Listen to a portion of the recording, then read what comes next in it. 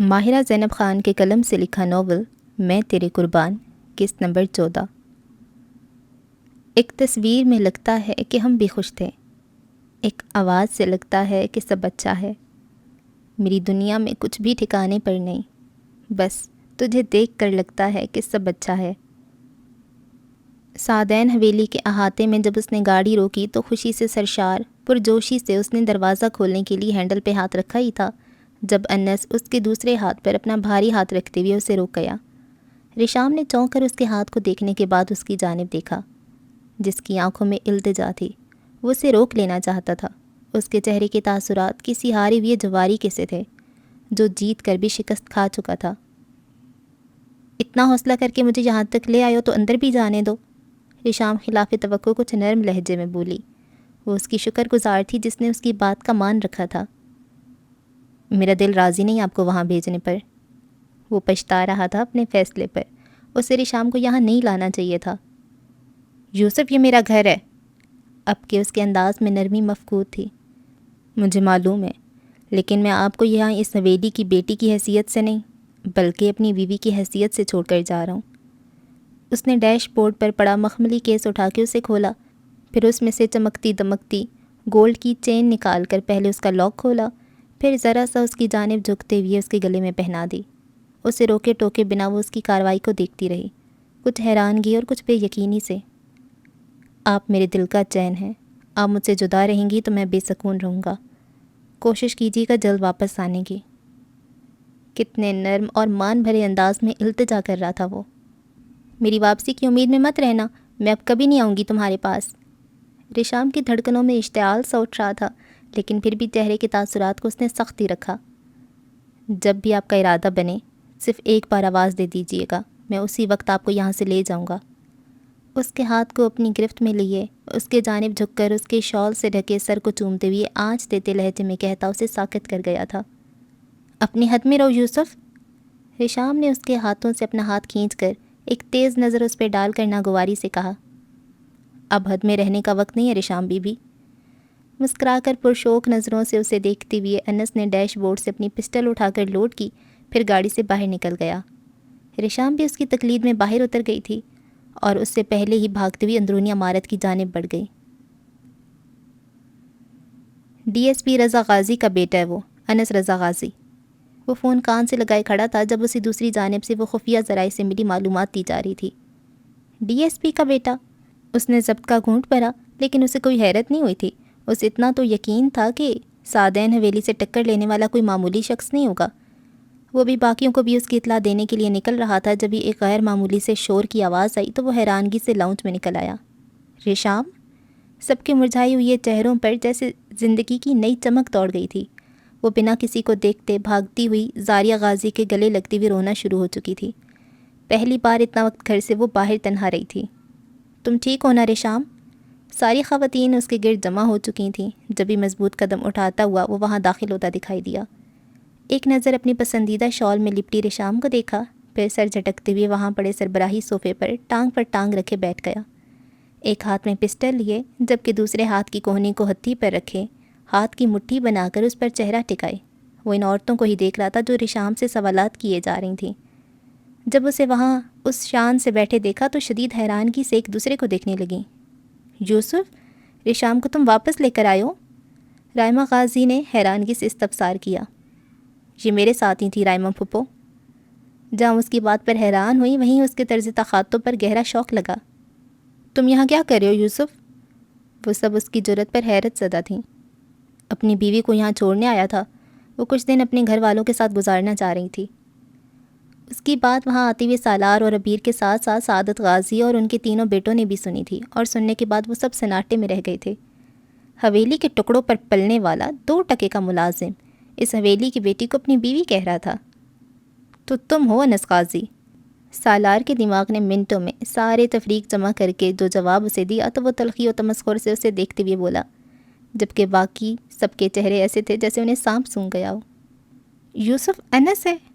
شدید بے یقینی سے وہ سب کبھی ایک دوسرے کو دیکھتے تو کبھی شان تفاخر سے بیٹھے انس کو۔ یہ کیا بکواس کر رہے ہو تم؟ وجہ تایا غصے سے لرز رہے تھے۔ بکواس نہیں ہے تایا جان، حقیقت ہے۔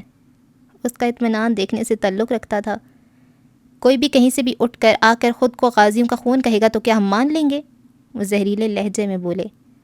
آپ کو ماننا پڑے گا، میں انس غازی ہوں، ڈی ایس پی رضا غازی کا بیٹا اور سعادت غازی کا پوتا۔ ایک ایک لفظ کو اس نے چباتے ہوئے ادا کیا تھا۔ تم جو کوئی بھی ہو، ہمیں سے کوئی فرق نہیں پڑتا، اور تمہاری اس ڈرامے کا بھی کوئی فائدہ نہیں۔ معلوم ہے ہمیں وہ نکاح نامہ جعلی تھا۔ ابیر کا انداز بھی کڑا تھا۔ بے شک وہ والا نکاح نامہ جعلی تھا، لیکن آج صبح ہی میرا اور رشام غازی کا نکاح ہوا ہے، جس کی گواہی وہ خود دیں گی۔ اس کی بات وہاں سب کو شوق ہی تو لگا گئی تھی۔ کیا رشام نے واقعی اس سے نکاح کر لیا تھا؟ بابا مجھے نہیں معلوم تھا یہ انس ہے۔ سب کی توجہ اپنی جانب ہوتے دیکھ اس کا رنگ سفید پڑ چکا تھا۔ سب کی نظروں میں سوال تھا، ملامت تھی، اشتعال، دکھ، صدمہ، کیا کچھ نہیں تھا۔ کیا مطلب تمہیں نہیں معلوم؟ تم اسے کیا سمجھ کر نکاح کر رہی تھی پھر؟ کیا یوسف سمجھ کر؟ سالار کے سختی سے دریافت کرنے پر اس کی آواز جیسے حلق میں ہی اٹک گئی تھی۔ دل الگ بند ہوا جا رہا تھا۔ کیا ایسے سب کو معلوم پڑنا تھا؟ کیا اس کا پردہ چاک ہونے والا تھا؟ اس سے کچھ بولا نہیں جا رہا تھا۔ آخر کو اپنے گناہ کا اعتراف اپنے منہ سے کرتی بھی تو کیسے، وہ بھی سب کے سامنے۔ میں نے گن پوائنٹ پر سائن کروائے تھے پیپرز۔ بوجھل و پر اصرار سی خاموشی میں اس کی بھاری آواز گونجی۔ وہ اچانک ہی بول پڑا تھا۔ رشام نے بری طرح چونک کر اسے دیکھا، جو آنکھوں ہی آنکھوں میں سے خاموش رہنے کی تلقین کر رہا تھا۔ وہ اسے بچا رہا تھا، اس کا پردہ رکھ رہا تھا۔ سارا الزام اپنے سر لے کر خود کو اس کی نظروں میں سرخرو کر گیا تھا۔ رشام کو بھلے ہی اسے کتنے شکوے شکایتیں ہوں، لیکن اس سمے وہ شخص اسے دنیا میں سب سے بڑھ کر عزیز ہو گیا تھا۔ لب بھینچے وہ کتنے ہی تشکر کے آنسو پی گئی تھی۔ اوریجنل نکاح نامہ لیے میرے وکیل اور پولیس باہر ہی کھڑے ہیں۔ اس حویلی کا تقدس پامال نہیں کرنا چاہتا، اسی لیے انہیں اپنے ساتھ اندر نہیں لے کر آیا۔ اپنی جگہ سے کھڑے ہوتے ہوئے وہ دونوں ہاتھ پشت پر باندھے گردن تانے بولا۔ عاشر اور فاس کہیں باہر تھے؟ جب انہیں اطلاع ملی تو بھاگتے ہوئے وہاں پہنچے، جہاں کا ماحول خاصا گرم ہوا تھا۔ اندر جائیں آپ سب، وہ سختی سے ساری خواتین سے بولا۔ ممیوں سے لے کر جائیں روم میں۔ رائمہ کے ساتھ کھڑی روتی ہوئی رشام کو دیکھ کر اس نے دوبارہ درستی سے کہا، ویسے بھی حویلی کا یہ وطیرہ نہیں تھا، کسی بھی معاملے میں عورتوں کو بولنے یا عمل دخل کرنے کی اجازت نہیں تھی۔ کیا تمہیں سمجھ نہیں آئی میری بات؟ سب جا چکی تھی، لیکن بریزیں وہیں رکی رہی تو وہ غصے سے اس پر برسا۔ وہ جانا نہیں چاہتی تھی وہاں سے، وہیں رک کر سچائی جاننے کی خواہش مند تھی، لیکن عاشر کی موجودگی میں کہاں وہ اپنی خواہش کو پورا کر سکتی تھی۔ ناچار اسے گھورتی ہوئی وہاں سے چلی گئی۔ حویلی کے تقدس کو پامال نہیں کرنا چاہتے تھے تو پھر یہ فوج اپنے ساتھ کیوں لے کر آئے تھے تم؟ کیا ایسے ہمیں یقین دلانا چاہتے تھے کہ تم واقعی اس حویلی کے بیٹے ہو؟ وہاں غازی غصے سے بولے۔ ساری دنیا میں ان کا تماشا لگا دیا تھا اس شخص نے، 2 بار ان کے دروازے پر پولیس کو لا کر۔ آپ مانے یا نہ مانے، لیکن حقیقت یہی ہے، میں آپ ہی کا خون ہوں دادا جان۔ وہاں غازی کو جواب دینے کے بعد اس کا روئے سخن سعادت غازی کی جانب مڑ چکا تھا، جن کے چہرے پہ زلزلے کے آثار تھے، آنکھوں میں ویرانی سی چھلک رہی تھی۔ وہ اس کی بات کے جواب میں ایک لفظ نہیں بولے تھے، بس چپ چاپ خاموشی سے اسے اپنے بیٹوں اور پوتوں کو جواب دیتے سن رہے تھے۔ آپ اپنی اولاد کو بتائیں نا اپنی دوسری شادی کے بارے میں۔ اس کا انداز بے تاثر تھا، لیکن ان سب کو تمانچے کی طرح لگی تھی اس کی بات۔ بکواس بند کرو تم اپنی، کیا الزامات لگائے جا رہے ہو؟ مجھے خاموش کروانے کی بجائے ان سے پوچھیے حقیقت۔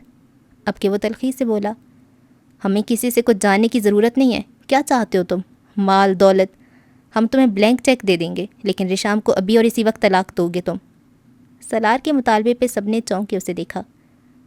اگر میں حقیقت بتاؤں تو میں اسی نیت سے یوسف بن کر یہاں داخل ہوا تھا۔ مجھے سعادت غازی کی پراپرٹی میں سے اپنا حصہ اور اپنی حیثیت چاہیے تھی۔ میں چاہتا تھا کہ آپ دنیا کے سامنے قبول کریں کہ میں آپ کا پوتا اور رضا غازی آپ کے سگے بیٹے ہیں، لیکن اب مجھے آپ سے اس حویلی سے کچھ بھی نہیں چاہیے، مجھے کوئی سروکار نہیں ہے۔ وہ کبھی سعادت غازی کو دیکھتے ہوئے بول رہا تھا تو کبھی ان لوگوں کے غم و غصے سے سجے چہروں کو۔ تمہیں جتنی رقم چاہیے ہم تمہیں دے دیں گے، لیکن اس کے بعد کبھی اس در پر مت آنا۔ وجاہت غازی نے مفاہمت کا دامن تھامتے ہوئے اسے جان چھڑانے کو پیشکش کی۔ میں نے کہا نا مجھے کچھ نہیں چاہیے، میں اپنی کروڑوں کی وراثت رشام غازی کے صدقے کے طور پر چھوڑ دوں گا۔ مجھے صرف اپنی بیوی سے مطلب ہے، جب تک وہ یہاں ہے اسے میری امانت سمجھ کر رکھیں، میں جلد ہی اسے یہاں سے لے جاؤں گا۔ دادا جان آپ ٹھیک ہیں؟ فاس نے تشویش سے ان کی حالت کے پیش نظر پوچھا، جن کے چہرے پر پسینے کے قطرے چمک رہے تھے۔ مجھے میرے کمرے میں لے چلو۔ ان کا سانس اکھڑ رہا تھا، وہ ٹھیک نہیں لگ رہے تھے۔ فاز انہیں بازو سے تھام کر سہارا دیتے ہوئے وہاں سے لے گیا تھا۔ رشام کا نام دوبارہ اپنی زبان پر لائے تو یہیں زندہ گاڑ دوں گا تمہیں، سمجھے؟ اس سے پہلے کہ وہ غصے سے پاگل ہوتے ہوئے انس کو گریبان سے پکڑ لیتا، عاشر اور عبیر نے بے ساختہ اسے پکڑ کے روکا تھا۔ یہ بھی کر کے دیکھ لو اگر کر سکتے ہو تو۔ بہرحال جو مجھے کہنا تھا میں کہہ چکا ہوں، باقی اصل حقیقت تو سعادت غازی خود بتا دیں گے۔ اور ایک بات، اگر اتنی فوج کو صرف ریشام کو یہاں چھوڑنے کے لیے لا سکتا ہوں تو جب اسے لینے کے لیے آؤں گا تو یہ ضرور سوچیے گا جب کتنی بڑی فوج میرے ہمراہ ہوگی۔ اس کے سکون میں پھر بھی کوئی کمی نہیں آئی تھی۔ ایک تمسخر بھری مسکراتی نگاہ ان سب پہ ڈال کر اس نے گریبان میں سے ڈارک گلاسز نکال کر آنکھوں پہ چڑھائے، پھر ہاتھ کو پیشانی تک لے جاتے ہوئے 4 انگلیوں سے سلام کرتے ہوئے قیمتی قالین کو اپنے پیروں تلے رونتے ہوئے وہاں سے نکلتا چلا گیا۔ وہ سیاہ لباس والا شخص آن کی آن میں حویلی والوں کا غرور مٹی میں ملا گیا تھا۔ ان کی آنکھوں میں آنکھیں ڈال کر مضبوط لہجے میں صفاقی سے بات کرتا وہ کوئی عام انسان نہیں لگ رہا تھا۔ اس کا انداز چیخ چیخ کر بتا رہا تھا کہ وہ اسی حویلی کا خون ہے۔ آپ لوگوں نے اسے اتنی آسانی سے کیسے جانے دیا؟ سالار کا اشتعال کم ہونے کا نام نہیں لے رہا تھا۔ وہ ان سب سے شاکی تھا جو نہ خود اسے کچھ کہہ رہے تھے نہ اسے کچھ کہنے دے رہے تھے۔ فکر مت کرو، اپنے کیے کا ازالہ کرے گا وہ پچھتائے گا سعدین حویلی سے دشمنی پال کے۔ یہ دشمنی نہیں ہے بابا، وہ صرف اپنا حق مانگ رہا ہے۔ عبیر نے ضبط سے اپنا نقطہ نظر پیش کیا، لیکن ضمیر غازی کرختگی سے بولے، کیسا حق؟ کون سا حق؟ ہم کیسے مان لیں کہ وہ سچ کہہ رہا ہے؟ اور اگر سچ کہہ بھی رہا ہے تو کیا اتنے سالوں تک وہ کہاں تھا؟ پہلے کیوں نہیں آ کر اس نے اپنا حق جتایا؟ کیا اسے راتوں رات خواب آیا تھا یا الہام ہوا تھا کہ وہ سعادت غازی کا پوتا ہے؟ اس کا جواب تو دادا جان ہی دے سکتے ہیں، لیکن اگر یہ سب سچ ہوا تو پھر؟ یہ سچ نہیں ہونا چاہیے ویر، یہ سچ نہیں ہونا چاہیے۔ اس بار وجاہت غازی نے سنگینی سے کہا۔ یقیناً وہ اس طوفان کی آہٹ کی آواز سن چکے تھے جو جلد یا بدیر اس حویلی سے ٹکرا کر انہیں اپنی لپیٹ میں لینے والا تھا۔ انس بھائی، لب بھینچے خالی دل لیے وہ اپنی گاڑی کی جانب بڑھ رہا تھا جب پشت سے آتی آواز پہ رکا۔ آپ نے اسے بتا تو نہیں دیا تھا کہ آپ کے نکاح میں ہم بھی شریک تھے؟ اس نے رک کر پلٹ کے انہیں دیکھا جو کچھ فکر مند سے تھے۔ نہیں بتایا۔ اس کے اعصاب تنے ہوئے تھے لیکن ان کے چہرے دیکھ کر مسکراتے ہوئے بولا تو ان دونوں نے بے ساختہ سکون کے سانس بھرے۔ اگر تو اسے معلوم پڑ جاتا تو ہماری جان کو آ جاتی، آپ تو ویسے ہی جان چھڑا کر بھاگ رہے ہیں، فاز نے بے ساختہ تشکر سے کہا۔ اب انہیں کیا بتاتا کہ وہ جان چھڑا کر نہیں بھاگ رہا تھا بلکہ اپنی جان کو نہ چاہتے ہوئے بھی وہاں چھوڑ جانے پر مجبور تھا۔ اگر کوئی بھی مسئلہ ہو تو مجھے کال کر دینا، اس نے سنجیدگی سے باور کروایا تو عاشر نے اس بات میں سر ہلا دیا۔ آپ فکر نہ ہو، ہم سنبھال لیں گے یہاں۔ عاشر نے یقین دہانی کرواتے ہوئے ساتھ ہی اندرونی عمارت میں داخل ہونے والے دروازے کی جانب دیکھا جہاں سے اسے کسی آہٹ کے ابھرنے کی آواز آئی تھی۔ انشاءاللہ پھر ملاقات ہوگی۔ ہاں اب تو آپ کا آنا جانا لگا رہے گا۔ وہ مسکرا کر اسے سی آف کرنے کے بعد تیزی سے 2 سٹیپس چڑھنے کے بعد وہ دروازہ کھول کر اندرونی حصے میں داخل ہو گیا۔ تیز تیز قدموں سے چلتے ہوئے عاشر نے اسے راہداری میں ہی روک لیا تھا۔ وہ اچانک سے اس کے سامنے آ جانے سے چونک کر رکی۔ عاشر کی پیشانی پر لاتعداد بل پڑے تھے۔ وہ تیوریاں چڑھائے اسے گھور رہا تھا۔ بریزے نے بے ساختہ تھوک نکلا۔ کیا سنا ہے تم نے؟ میں نے؟ کچھ بھی نہیں سنا۔ چوری پکڑے جانے پر وہ خجالت سے مسکرا کر کہتی صاف مکر رہی تھی۔ جھوٹ مت بولو، میں تمہیں دیکھ چکا تھا چھپ کے ہماری باتیں سنتے ہوئے۔ اس کی تیوریاں مزید چڑھیں۔ میرا یقین کرو میں نے کچھ نہیں سنا۔ اگر تم نے کسی کے بھی سامنے اپنی زبان کھولی تو بہت برا پیش آؤں گا میں تمہارے ساتھ۔ وہ انگلی اٹھائے سختی سے بولا۔ تمہیں کیا لگتا ہے عاشر، کیا بریز غازی تمہاری دھمکیاں سننے کے لیے پیدا ہوئی ہے؟ اب کہ اس کے چہرے کے تاثرات بھی بگڑے تھے۔ نہیں، بریز غازی میرے ہاتھوں قتل ہونے کے لیے پیدا ہوئی ہے۔ وہ بھی دو بدو بولتے اس کا پارا مزید ہائی کر گیا۔ اب تو میں سب کو چیخ چیخ کر بتاؤں گی کہ یوسف کے ساتھ ساتھ تم بھی ملے ہوئے تھے اور فاز بھی سب جانتا۔ ابھی اس کی بات منہ میں ہی تھی جب ہی عاشر نے پھرتی سے اس کے منہ پر ہتھیلی جماتے ہوئے اس کی تیز آواز کا گلا گھونٹا۔ وہ دیوار سے لگی خون خوار نظروں سے اس کا ہاتھ ہٹانے کی کوشش کر رہی تھی لیکن اس کی مضبوط گرفت کے باعث ناکام ہی رہی تھی۔ آخری بار کہہ رہا ہوں تمہیں، اپنی زبان بند رکھنا ورنہ سچ میں جان سے مار دوں گا۔ آنکھوں میں تپش لیے وہ سنگین انداز میں اسے دھمکاتے ہوئے جھٹکے سے چھوڑ کر وہاں سے نکل گیا تھا۔ وحشی انسان۔ دونوں ہاتھوں کو گالوں پہ رکھ کے انہیں دباتے ہوئے وہ اس کی پشت کو گھورتے ہوئے بڑبڑائی۔ کیسے ہو ہیری؟ علی نے خوشگواری سے دریافت کیا۔ وہ اس وقت درس میں جانے کے لیے گھر سے نکلا تھا جب باہر کھڑے ہیری کو دیکھ کر چونکا، پھر اس کے پاس چلا آیا۔ فائن، آپ کیسے ہیں؟ الحمدللہ، تمہارے تو کنسرٹ ہے نقل، کیا تیاری نہیں کر رہے ہو اس کے لیے؟ تیاری کی ضرورت ہی نہیں ہے، جتنی کرنی تھی اتنی میں کر چکا ہوں۔ اچھا، آئزل سے ملنے آئے ہو؟ علی کو اس کی وہاں آمد کا مقصد یہی لگا تھا۔ آئزل اس سے خفا تھی، کچھ دنوں سے وہ اس سے ٹھیک سے بات بھی نہیں کر رہی تھی، یقیناً وہ اسی سے ملنے آیا ہوگا۔ نہیں، وہ آج فرائیڈے ہے نا، میں آپ کے ساتھ درس میں جانے کے لیے آیا تھا۔ وہ ہچکچاتے ہوئے کہہ کر علی کو خوشگوار حیرت سے دوچار کر گیا تھا۔ اپنے کنسرٹ کی تیاری چھوڑ کر وہ اس کے ساتھ درس میں جانے کے لیے آیا تھا، ورنہ علی کو تو لگا تھا اس دن کے بعد شاید وہ دوبارہ کبھی نہ جائے۔ جب وہ دونوں وہاں پہنچے تو کافی لوگ پہلے سے وہاں آ چکے تھے، جن میں سے کچھ کے چہرے نئے تھے اور کچھ وہی تھے جن سے وہ پچھلے جمعے کو مل چکا تھا۔ اس دن کی طرح آج بھی سب نے اس کا نہ صرف پراتفاق استقبال کیا بلکہ کافی گرم جوشی سے اسے ملے تھے۔ جب پروفیسر شمس الرحمان وہاں داخل ہوئے تو بلند آواز سے سب کو سلام کر کے اپنی نشست کی جانب آ گئے، لیکن سب سے آگے والی لائن میں ہیری کو بیٹھے دیکھا تو ان کے چہرے پر بھی خوشی و مسرت کے تاثرات ابھرے۔ نشست سنبھالنے سے پہلے انہوں نے ہیری سے مصافحہ کیا، اس کا حال احوال پوچھا، پھر پہلی بار وہاں تشریف لانے والوں کو خوش آمدید کہنے کے ساتھ ساتھ ان کی حق میں دعا کی، پھر درود شریف پڑھنے کے بعد درس کا باقاعدہ آغاز کیا۔ میرے جتنے بھائی اپنے ٹف شیڈیول میں سے وقت نکال کر اللہ اور اس کے رسول صلی اللہ علیہ وآلہ وسلم کے ذکر میں شریک ہوئے ہیں، میری دعا ہے کہ اللہ انہیں اس دنیا میں بھی اجر دے اور آخرت کی زندگی میں بھی دوگنا اجر دے۔ میرے بھائیوں، اللہ حد سے بڑھنے والوں کو پسند نہیں کرتا، اور جو حد سے بڑھتے ہیں بے شک وہ اپنی ہی جانوں پر ظلم کرتے ہیں۔ اللہ تم سے محبت کرتا ہے، اور جو محبت کرتا ہے وہ یہ تو نہیں چاہے گا کہ تمہیں دکھ دے، تکلیف دے، جہنم میں تمہارا ٹھکانہ کرے۔ وہ تو چاہتا ہے کہ تمہیں ہمیشہ کی زندگی میں جنت میں ٹھکانہ دے، وہاں کے محل، نہریں، آبشاریں سب تمہاری ملکیت میں دے دے۔ بدلے میں وہ تم سے کیا چاہتا ہے؟ کہ صرف اتنا کہ اس کی پسند کے سانچے میں ڈھل جاؤ، وہ جو کہتا ہے اس کی بات مان لو، اس کی رضا میں راضی ہو جاؤ۔ کیا یہ اتنا مشکل ہے؟ یقیناً مشکل ہے۔ جس کے دل اللہ کی یاد سے محروم ہوتے ہیں ان کے لیے مشکل ہے، جو نماز کو ٹالتے ہیں ان کے لیے مشکل ہے، جو رسول اللہ صلی اللہ علیہ وآلہ وسلم کی سنت کو کچھ نہیں سمجھتے ان کے لیے مشکل ہے۔ تم ذرا سی تکلیف سے گھبرا کر اللہ سے شکوے شکایتیں شروع کر دیتے ہو کہ اللہ میں ہی کیوں؟ کیا یہ سب میرے ساتھ ہی ہونا تھا؟ کس قدر گمراہی میں پڑے ہیں یہ لوگ۔ اللہ تمہیں آزماتا ہے تاکہ تمہیں خود سے قریب کر سکے، لیکن تم اتنا ہی اس سے دور بھاگتے ہو۔ اس سے دور بھاگ کر کہاں جاؤ گے؟ کس سے پناہ مانگو گے؟ ساری کائنات ہی اس کی ہے، ایک ذرے پر بھی اس کی حکمرانی ہے۔ تم کہاں چھپو گے؟ وہ تو تمہارے اندر رہتا ہے، تمہارے دل کی سرگوشیوں تک سے باخبر ہے۔ کیا اس سے پیچھا چھڑاؤ گے؟ کس قدر نادان ہو تم۔ معلوم ہے جنہوں نے اللہ کو چھوڑا ان کے ساتھ کیا سلوک ہوا، پھر اللہ نے انہیں چھوڑ دیا، اور جسے اللہ چھوڑ دیتا ہے نا، وہ اس دنیا میں بھی ذلیل ہوتا ہے اور آخرت کی زندگی میں بھی ذلیل ہوگا۔ ہر ایک کو موقع ملتا ہے، ہر ایک کو۔ اللہ کی نشانیاں دیکھنے کے بعد بھی اگر کوئی تکبر کرتا ہے اور اللہ کو واحد نہیں مانتا تو پھر اللہ انہیں اس دنیا کی رنگینیوں میں گم کر دیتا ہے، وہ اسی کے ہو کے رہ جاتے ہیں۔ اللہ سے منہ نہ موڑو، اللہ کے سوا نہ کوئی تمہاری مدد کر سکتا ہے اور نہ تمہیں بچا سکتا ہے۔ شیطان کا راستہ تو جہنم کا راستہ ہے، وہ تو اس دنیا میں آیا ہی تمہیں اللہ سے دور کرنے کے لیے ہے۔ کتنے دن کا آف ملا ہے تمہیں آفس سے؟ جب تک میرے باس کی شادی چل رہی ہے۔ سچ بتاؤں تو میں بہت خوش ہوں اس کی شادی سے، اس کی توجہ تو ہٹے گی مجھ پر سے۔ مالٹے چیل کر اس کی کاشیں منہ میں ڈالتے ہوئے وہ کافی ریلیکس انداز میں بیٹھی اس سے محوی گفتگو تھی۔ جب بھی اس کے پاس فری وقت ہوتا وہ کچھ دن ماشا کے پاس ضرور گزارنے آیا کرتی تھی۔ تم اتنا برا کیوں لگتا ہے تمہارا باس؟ اس نے ناسمجھی سے پوچھا۔ کیونکہ مجھے وہ پسند نہیں۔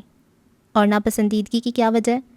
وہ میرا کلاس فیلو بھی رہ چکا ہے ماشا، اور یونی ٹائم پر تو ہماری بالکل بھی نہیں بنتی تھی، کوئی موقع نہیں چھوڑتے تھے ہم ایک دوسرے کو تنگ کرنے اور نیچا دکھانے کا۔ اتنے ٹائم بعد جب آمنا سامنا ہوا اور اسے موقع مل گیا مجھے تنگ کرنے کا تو بس فضول میں میرے پیچھے پڑا رہتا ہے۔ اس کا انداز بیزاری لیے ہوئے تھا۔ اگر تو اس کی شادی نہ ہوئی ہوتی تو میں یہی کہتی کہ یقیناً وہ تم میں انٹرسٹڈ ہوگا، جبھی تو تمہارا اتنا خیال کرتا ہے، لیکن بدقسمتی سے اس کی شادی ہو رہی ہے۔ انٹرسٹڈ، وہ بھی مجھ میں؟ کیا فضول بات کری ہو ماشا، یہ کیسے ہو سکتا ہے؟ مہرماں کی پیشانی پر بل پڑے۔ کیوں نہیں ہو سکتا؟ اب دیکھو جس طرح سے تم اس کی باتیں کرتی ہو وہ تمہاری اتنی کیئر کرتا ہے، اور سب سے بڑھ کر تمہیں ٹوکتا بھی نہیں ہے باس نہ کہنے کے لیے۔ تم اس کے مینیجر کے سامنے بھی اس کی عزت نہیں کرتی اور وہ پھر بھی تمہیں کچھ نہیں کہتا۔ یہ پہلو تو واقعی غور طلب تھا، لیکن وہ اس بارے میں کچھ بھی نہیں سوچنا چاہتی تھی۔ اگر وہ تمہیں ناپسند کرتا تو تمہیں جاب سے نہ نکال دیتا، لیکن وہ بہانے ڈھونڈ رہا ہے تمہیں روک کے رکھنے کے لیے۔ لیکن وہ کسی اور سے شادی کر رہا ہے، ماشا کی پرجوشی سے کہنے پر اس نے جتا کر کہا۔ ہاں، یہ بات بھی سوچنے والی ہے کہ وہ ایسا کیوں کر رہا ہے۔ معلوم ہے مجھے، وہ صرف ترس کھا رہا ہے مجھ پہ، میری زندگی نے جو پلٹا کھایا ہے وہ واقف ہے اس سے۔ وہ زہرخند لہجے میں بولی۔ تم اوور تھنک کر رہی ہو، ماشا نے خفگی سے کہا، لیکن وہ کوئی جواب دیے بنا چپ چاپ بچا ہوا مالٹا کھاتی رہی۔ اچھا موڈ تو نہ خراب کرو۔ اسے چپ لگ جانے پر وہ لجاجت سے بولی۔ ٹھیک ہے میرا موڈ، وہ سابقہ انداز میں بولی۔ امام صاحب کے حجرے میں موجود وہ ان کے سامنے بیٹھا تھا، جس کے چہرے پر کچھ الجھن اور پریشانی تھی۔ شاہ صاحب کے تاثرات بھی اسے مختلف نہ تھے۔ کچھ یقین نہیں آ رہا کہ فاطم ایسا کر سکتا ہے۔ وہ سخت بے یقینی کا شکار لگتے تھے۔ مجھے تو کافی تشویش ہو رہی ہے، وہ کافی ضدی اور شدت پسند ہے۔ پریشان نہ ہو داریان، ایک بار وہ آ جائے تو ہم اس سے بات کر کے دیکھتے ہیں۔ دعا کیجیے گا شاہ صاحب کہ جو میں نے سنا ہے وہ سچ نہ ہو، اگر وہی حقیقت ہوئی تو بڑی تباہی کا سامنا کرنا پڑے گا۔ اللہ نے چاہا تو ایسا کچھ نہیں ہوگا۔ اسے تسلی دیتے ہوئے انہوں نے آنکھیں بند کر کے زیر لب کچھ پڑھا اور کچھ ہی لمحوں میں وہاں جانی پہچانی سی خوشبو پھیل گئی۔ السلام علیکم۔ اس نے ظاہر ہوتی ہوئی ان دونوں پر سلامتی بھیجی، لیکن جواباً داریان اور شاہ صاحب نے اتنی گرم جوشی سے اس کے سلام کا جواب نہیں دیا تھا۔ کیا کوئی پریشانی ہے؟ سمجھ تو وہ گیا تھا، لیکن پھر بھی ناسمجھی سے پوچھا۔ فاطم، تمہیں معلوم ہے نا اللہ نے جنات کی حدود قائم کر رکھی ہیں، جنہوں کو اجازت نہیں ہے انسانوں کو تنگ کرنے، ان کے ساتھ شرارتیں کرنے اور ان سے شادی کرنے کی۔ وہ لب بھنج گیا، اس کی آنکھوں میں شعلوں کی لپک سی دکھائی دینے لگی۔ مجھے پسند ہے وہ لڑکی، لیکن وہ انسان ہے، اس سے کیا فرق پڑتا ہے؟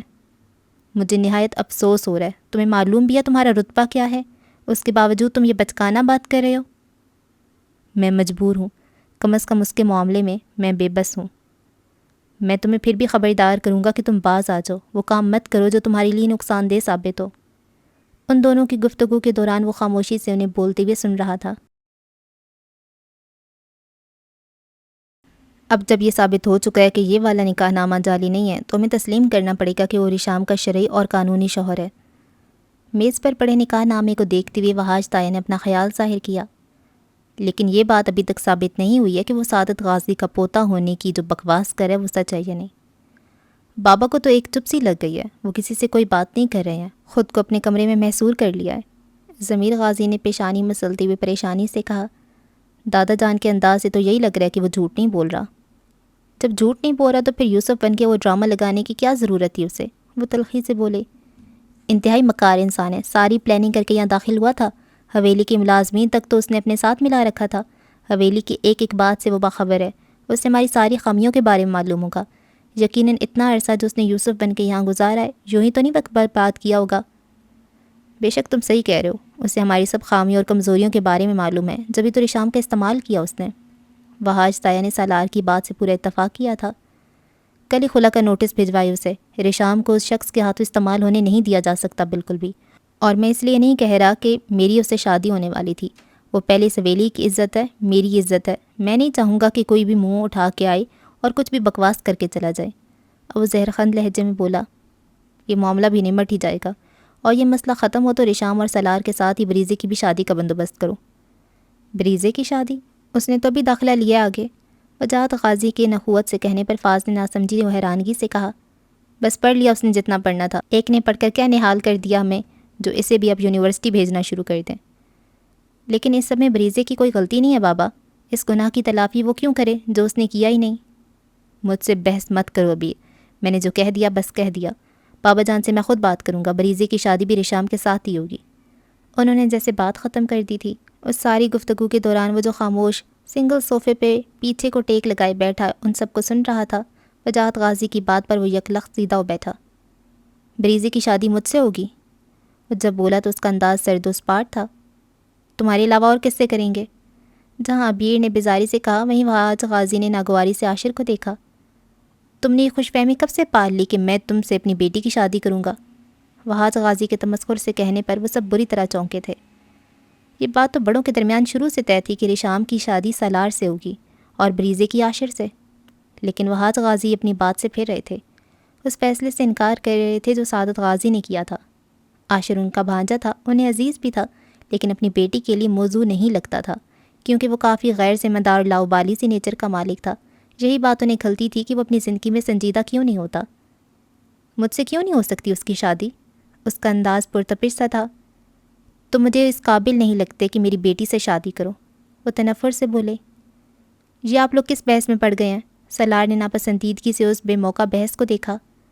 آپ چاہیں یا نہ چاہیں، آپ کی بیٹی کی شادی مجھ سے ہی ہوگی، وہ سر اٹھا کر بولا تو اس کا چہرہ اور انداز صفاقی لیے ہوئے تھا۔ آنکھوں میں الگ شعلے دہک رہے تھے۔ بات کرنے کی تمیز بھی بھول بیٹھے ہو کہ عاشر؟ وجاہت غازی نے غصے سے اسے گھرکا۔ اگر اس کی شادی کسی اور سے کرنے کا سوچا بھی تو یہیں قیامت ڈھا دوں گا۔ کیا پاگل ہو گئے ہو تم؟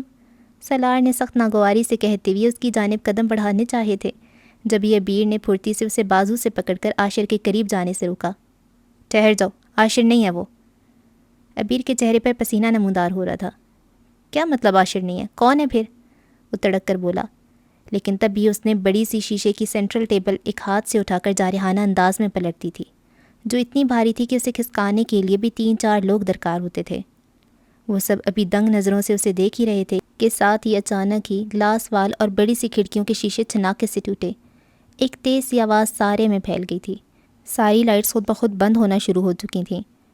کیا ہو گیا اسے؟ وہ سب شدید حیران ہونے کے ساتھ ساتھ خوفزدہ بھی ہو چکے تھے۔ یوں لگتا تھا جانے کتنی زوراور قوتیں اس کے اندر آ گئی ہوں۔ ابھی اور شام کے مسئلے سے ہی نہ نکل پائے تھے کہ یہ نئی آفتاب آ پڑی تھی۔ لکڑی کے بنے خوبصورت سے گھر کی ساری لائٹس آف تھیں، ماں سوائے اس ایک کمرے کے جس کے بند دروازے کے نیچے سے پتلی سی روشنی کی لکیر باہر آ رہی تھی۔ جب ہی ایک جھٹکے سے وہ دروازہ کھولا گیا۔ ہیری نے ہڑبڑا کے نوارد کو دیکھا۔ کیا کر رہے ہو تم اس وقت؟ وہ اس کی ماں تھی جو اس وقت غم و غصے کا شکار لگ رہی تھیں۔ تم پھر وہی کتاب پڑھ رہے ہو؟ اس کے ہاتھ میں قرآن پاک کی تفسیر دیکھ کر وہ تیر سے بولی۔ کل تمہارا کنسرٹ ہے ہیری، بجائے تم اس پر توجہ دینے کی کیا کرتے پھر رہے ہو؟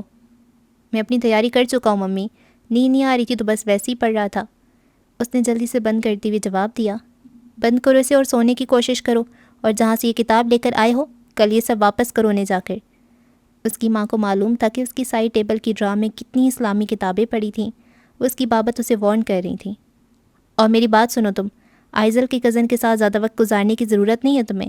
وہ لڑکی کم تھی تمہارا برین واش کرنے کے لیے جب اس کا کزن بھی آن پہنچا۔ وہ میرے دوست ہیں، وہ تذ بذب سے بولا۔ دوستی کرنی ہے تو اپنے جیسے اپنے مذہب کے لوگوں سے کرو، تم نہیں جانتے ان مسلمس کو۔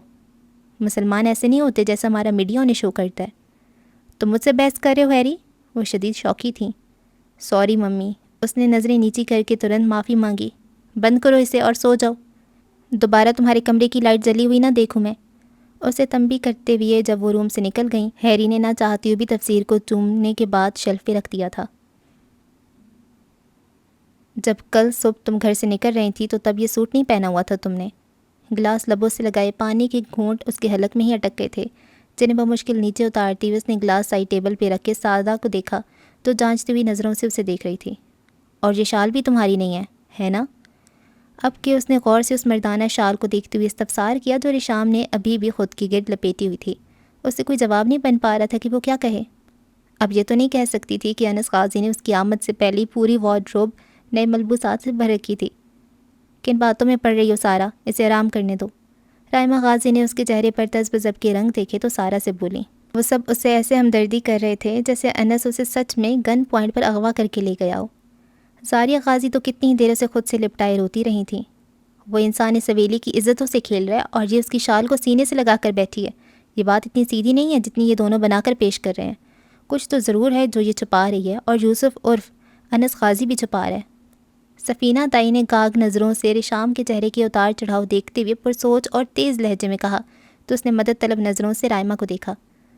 بھابھی جو بھی بات ہوگی وہ سامنے آ جائے گی، اب ہمیں یہاں سے چلنا چاہیے، انہوں نے لہجے کو نرمی رکھنے کی کوشش کرتے ہوئے کہا، ورنہ سفینہ کے اتنے سوال کرنے پر بھی وہ ناگواری محسوس کر رہی تھیں، لیکن ان کی فطرت سے واقف تھی اس لیے جواباً کچھ کہہ نہیں رہی تھیں۔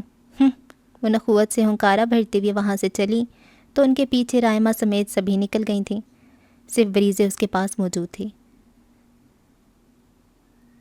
شکست خوردہ سے سعادت غازی نے خود کو اپنے کمرے میں مقید کر لیا تھا۔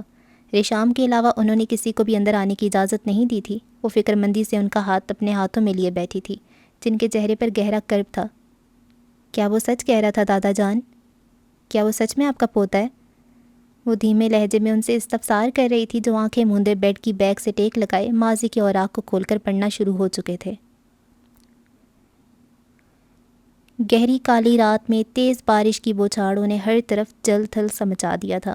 بجلی کے کڑکنے سے لمحے بھر کے لیے سارے میں خوفناک سی روشنی پھیل جاتی تھی، پھر دوسرے ہی سیکنڈ وہیں گپ اندھیرا چھا جاتا۔ گھر کی اندرونی عمارت میں زہرا خاتون وجاہت اور وہاج کے ساتھ بے خبر سوئی ہوئی تھیں، جن کی عمریں 2 اور 4 سال کے لگ بھگ تھیں، جبکہ سعادت غازی باہر دالان میں شیڈ کے نیچے کھڑے اس عورت کو حقارت بھری نظروں سے دیکھتی ہوئی اسے وہاں سے چلے جانے کے لیے کہہ رہے تھے، جس نے ایک چھوٹے سے روتے بلکتے بچے کو سینے سے لگا رکھا تھا۔ آپ میرے ساتھ اتنا بڑا ظلم کیوں کر رہے ہیں؟ آپ اپنے خون سے کیسے نا واقف ہو سکتے ہیں؟ یہ آپ کا ہی بیٹا ہے، میرا اور آپ کا۔ بس بہت سن لی میں نے تمہاری بکواس، 2 منٹ میں یہاں سے نکلو، اور دوبارہ تم نے یہاں قدم رکھنے کی جرت بھی کی تو مجھ سے برا کوئی نہیں ہوگا۔ صفاقی سے کہتی انہوں نے اس عورت کو بے دردی سے بازو سے پکڑ کر کھینچتے ہوئے دروازے سے باہر نکال کر کنڈی لگاتی تھی۔ انہیں نہیں معلوم پڑا کہ وہ عورت کتنی دیر تک اس طوفانی بارش میں اس چوکھٹ پر بیٹھی اپنے بیٹے کے ساتھ ساتھ خود بھی بلک بلک کر روتی رہی تھی۔ ریشام کا دل لرز رہا تھا، آنکھوں میں نمکین پانی جمع تھا، لب کاٹتی ہوئی وہ انہیں دھیمی آواز میں کہتی ہوئے سن رہی تھی۔ اس کا نام حلیمہ تھا۔ ماضی کا کرب آنسو کی شکل میں سعادت غازی کی آنکھ سے ٹپکا۔ تمہاری دادی زہرا سے میری شادی میرے ماں باپ نے اپنی مرضی سے کروائی تھی۔ شادی کے کچھ ہی وقت بعد جب مجھ پہ ذمہ داریاں ڈال دی گئیں تو میں نے بھی گاؤں جا کر زمینوں کو دیکھنا شروع کر دیا۔ ایک دفعہ واپسی میں میری گاڑی خراب ہو گئی تھی اور وقت بھی کافی زیادہ ہو گیا تھا، رہنے کو کوئی ٹھکانہ نہ تھا۔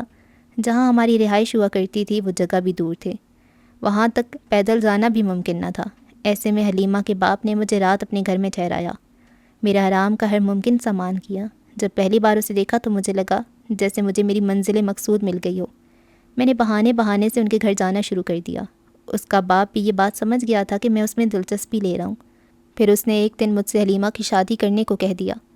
پہلے تو مجھے سمجھ میں نہیں آیا کہ کیا کہوں، کیونکہ میں پہلے سے شادی شدہ ایک بچے کا باپ تھا، لیکن وہ یہ نہیں جانتا تھا۔ میں نے اسی کا فائدہ اٹھا کر حلیمہ سے نکاح کر لیا، لیکن اسے حویلی نہیں لے کر آیا کبھی۔